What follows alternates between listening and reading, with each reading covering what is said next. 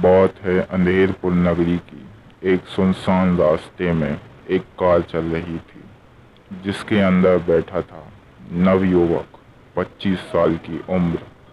नाम उसका सौम्य था।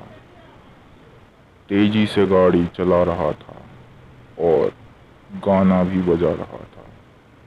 एकदम से उसकी गाड़ी धीमी हो गई और गाने बंद हो गए। उसे कुछ समझ में नहीं आ रहा था।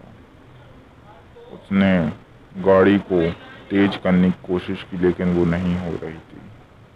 धीरे धीरे करके उसकी गाड़ी बंद हो गई और एक जगह पर रुकी जिसके ठीक बगल में शमशान घाट था।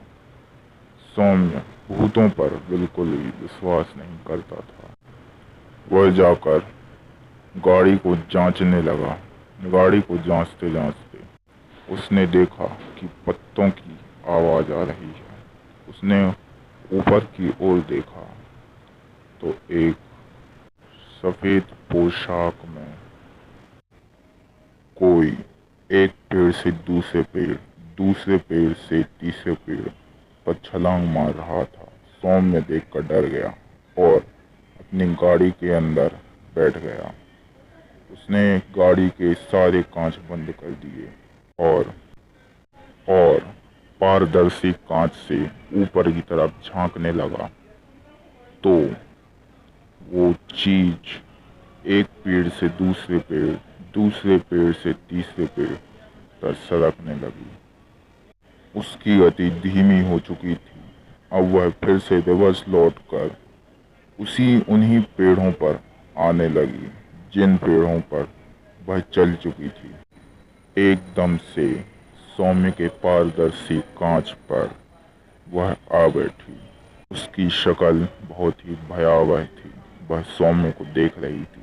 सौम्य डर गया और नीचे की तरफ झुक गया। वह सीट के नीचे चला गया और भगवान का नाम जप करने लगा। जप करते करते उसको बहुत समय बीत गया और एक समय ऐसा आया जिस समय उसकी नींद लग चुकी थी।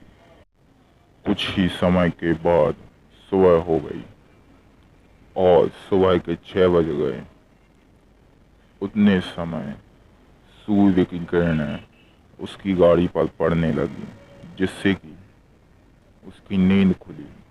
नींद खुलने के बाद उसने आसपास देखा तो कुछ भी नहीं था। फिर भी उसे डर लगा। फिर भी उसने हिम्मत करके बाहर जाकर देखा तो कुछ भी नहीं था। उसने गाड़ी को स्टार्ट करके देखा तो गाड़ी स्टार्ट हो गई।